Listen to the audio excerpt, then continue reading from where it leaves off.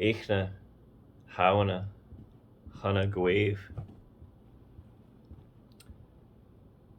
Yes, hissed Mound Shroud's voice from the deep tombs. Lesson number 1 about Halloween. Osiris, son of the earth and sky, killed each night by his brother Darkness. Osiris, slain by autumn, murdered by his own night blood. So it goes in every country. Each has its death festival, having to do with seasons. Skulls and bones, boys, skeletons and ghosts. In Egypt, lads, see the death of Osiris, king of the dead. Gaze long.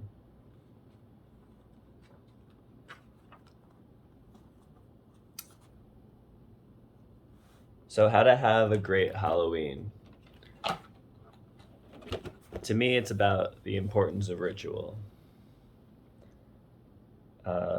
Make yourself like a short list of autumnal media that you love, or about rituals that you can enact without too much trouble. Don't make it a chore, because the costume thing is already a chore. That is, if you don't already have a practice discipline about theatrical dress or a natural penchant for alternative fashion. My traditions are that in October I watch the Frank Capra movie starring Cary Grant called Arsenic and Old Lace, which is based on a play. And it's a comedy about murder. It takes place in Brooklyn. And then I read The Halloween Tree, from which I just read an excerpt. It's a novel, a children's novel by the science fiction author Ray Bradbury. And then I try to visit a cemetery, which is very easy because there are cemeteries everywhere. And obviously both Arsenic and Old Lace and The Halloween Tree are overtly Halloween themed, like All Hallows Eve themed. But I encourage all of you to think more about what speaks to you on the theme of acknowledging your shadow self and acknowledging the darkness that lurks within human interaction and human survival.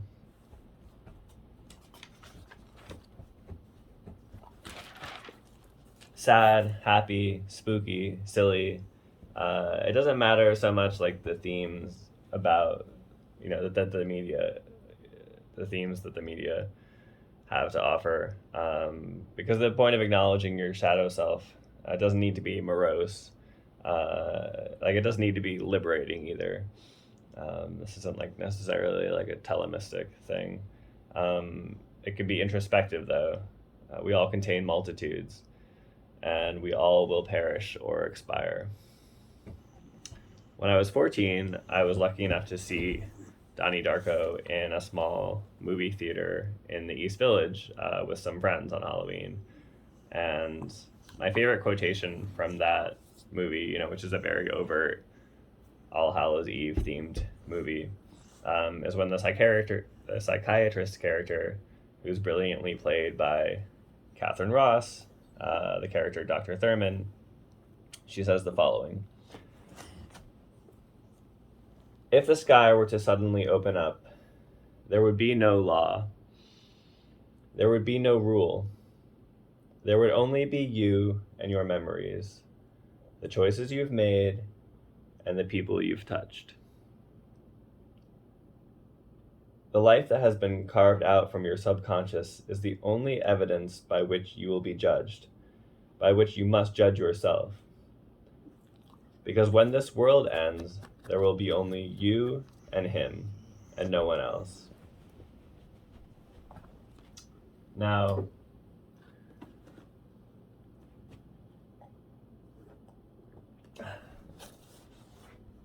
regardless of how you feel about religion or ritual, I'd encourage you to see autumn, the harvest season, and October as a time to confront or to acknowledge something bigger than yourself. And death, of course, is bigger than all of us.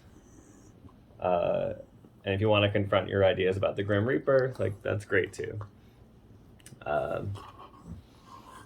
Remembering that you'll die someday means that, yes, like, external validation isn't as important as it usually feels. It also means that just doing your best is enough.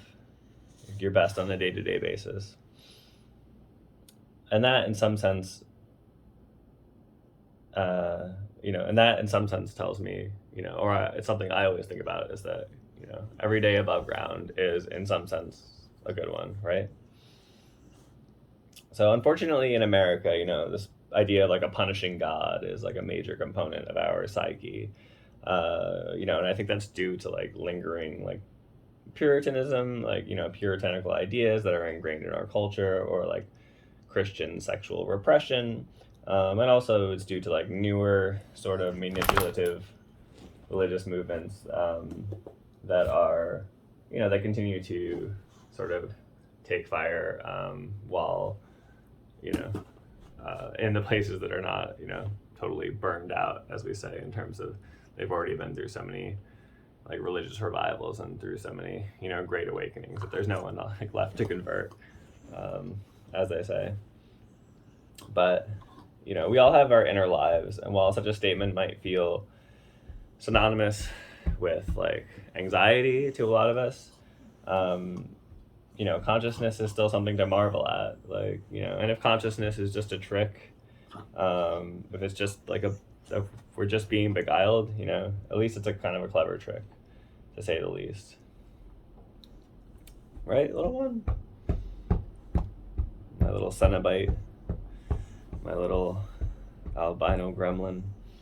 So the Halloween tree is particularly appealing to me as someone who studied anthropology, because in it, like a specter, he visits a carefree group of, like tween boys, and takes them on a sort of like Dickensian time travel voyage to understand different cultures' relationships with death and with honoring the dead. And I find it tasteful for the most part, but, as a book like written by a mid-20th century white American man, there's definitely potential to challenge the assertions in it. But, having read it many times, like I try to read it every October, like I do find it like pretty tasteful, and I think it's, I'm surprised that it's not sort of more well known as something that tries to, tackle like a multicultural approach to, a holiday, which is something that we kind of all share, like a holiday which is pretty prevalent in all of like American culture. I probably don't need to say this in the era of, where there's a TV show about a forensic anthropologist that went on for 12 seasons, and where there's, a mortician who's on this platform, and, she has 1.6 million followers. But, like rituals about death, like they are a major component of anthropology, because they're a major thing that unites like us all as a species, like as a human species. It's like a big part, you could call it like the defining characteristic of our identity as a species, that we have rituals about death, that death is not necessarily the end for any of us, like regardless of what you believe. To me, Antigone is the most important ancient drama, because the central conceit is that Antigone is fighting for her own humanity by insisting that she must honor her brother's humanity, by ensuring there is a ritual to his passing. A person very important to my ideas about this season, about the whole Halloween season, passed permanently into the astral realm this year, and that's Mr. Jack Terrycloth, who was the band leader for the World Inferno Friendship Society. And that band, they put on a Halloween show for over 20 years, up until 2019, using the Christian term holomass to denote their celebration of the 31st night of October. And Hallowmass is also what the Nightmare Before Christmas composer Danny Elfman's new wave band, Oingo Boingo, who are from Los Angeles, they also called their annual Halloween shows Hallowmass back in the 1980s. So World Inferno saw themselves as continuing that tradition while Jack Terrycloth was alive. And World Inferno, they had a handful of songs that they would only play at their Halloween shows.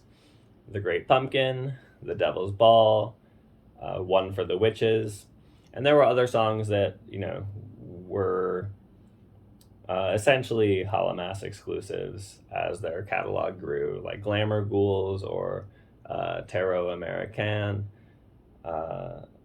In the song The Devil's Ball, which makes reference to both the Mexican Dia de los Muertos customs and also to the Mikhail Bulgakov Russian novel The Master and Margarita. In that song, The Devil's Ball, Terrycloth's refrain says, "Anything can happen." And while I don't remember Terrycloth making any overt reference to the movie Arsenic and Old Lace, in my experience with his work or with the man, he did make an entire album loosely based on Peter Lorre's life. The album called Addicted to Bad Ideas, Peter Lorre's 20th Century. And Peter Lorre is in Arsenic and Old Lace. He plays one of the villains, Dr. Einstein, and he it's not Albert Einstein. The character's name is just Dr. Einstein. But it's a very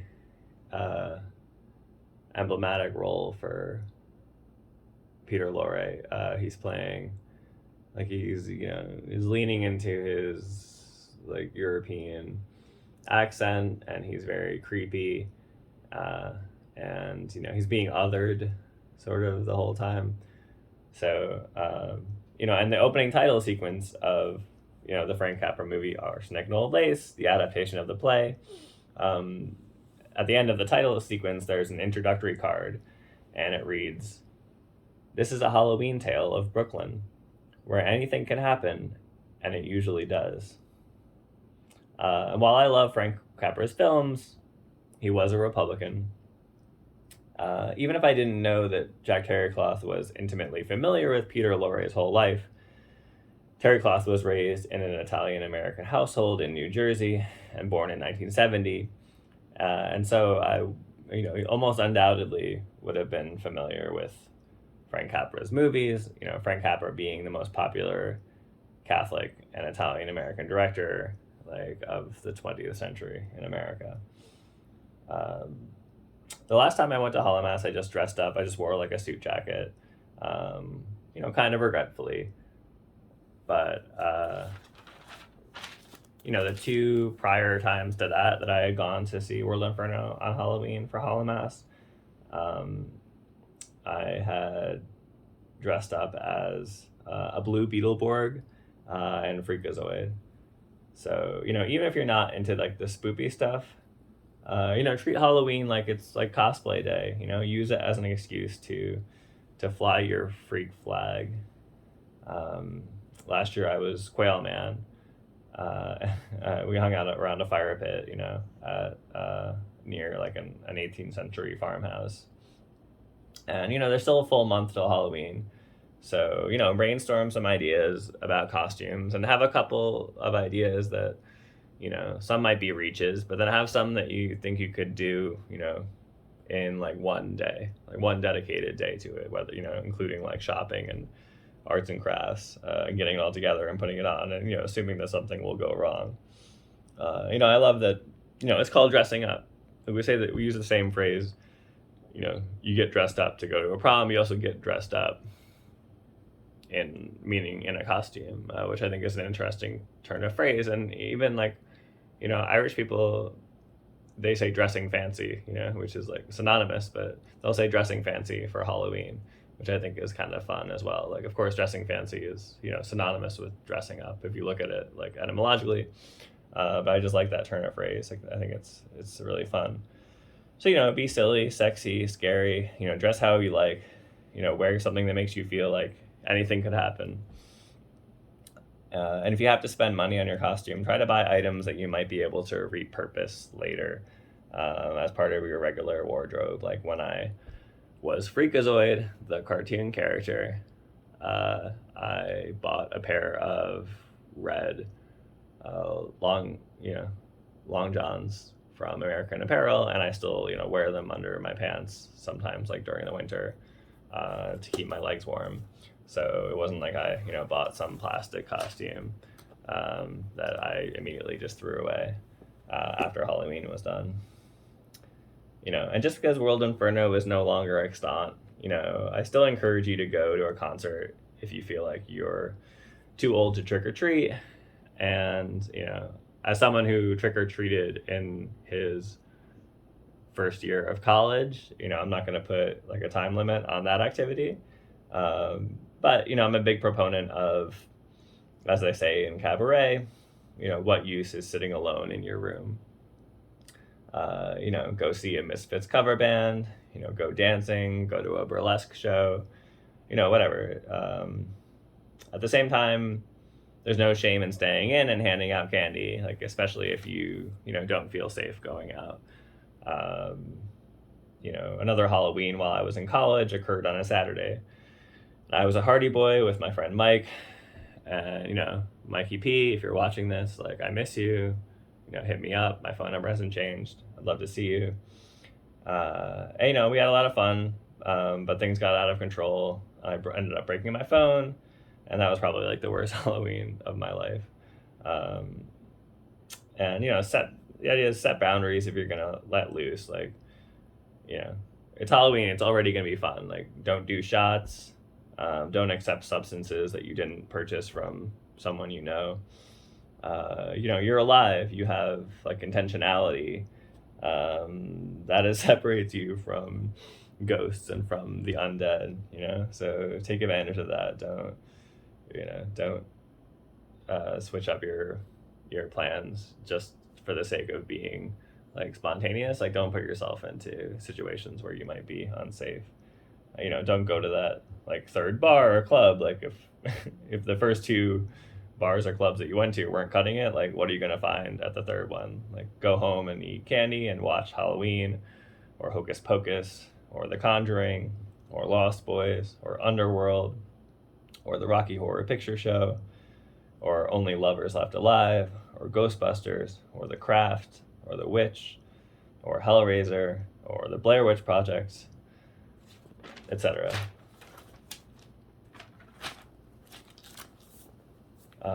You know, if you're gonna have a party, like, buy one or two stupid little prizes for like the best dressed. And, you know, you don't necessarily have to let people like vote on it. If it's your party, you know, you can just decide if you want to let people vote. Like, that's fun too, I suppose. But, you know, if it's your party, you can make the rules, of course. You know, play dance music if you want. Play the Monster Mash if you really need to. I used to really hate the Monster Mash, but I've just decided that I'm resigned to it. It's fine. Or it's tolerable. But if you do need ideas for your Halloween playlist, I'll link mine in the description. Like, it has a lot of weird stuff. But, you know, that's the point, right?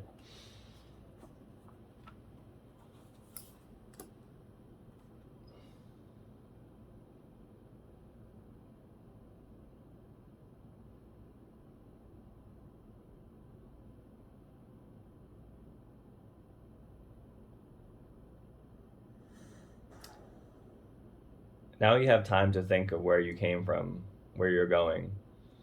And fire lights the way, boys. Fire and lightning. Morning stars to gaze at. Fire in your own cave to protect you. Only by night fires was the caveman, beast man, able at last to turn his thoughts on a spit and baste them with wonder. The sun died in the sky. Winter came on like a great white beast, shaking its fur, burying him. Would spring ever come back to the world? Will the sun be reborn next year, or stay murdered? Egyptians asked it. Cavemen asked it a million years before. Will the sun rise tomorrow morning? And that's how Halloween began? With such long thoughts at night, boys. And always at the center of it, fire, the sun dying down the cold sky forever. How that must have scared early man, eh? That was the big death. If the sun went away forever, then what?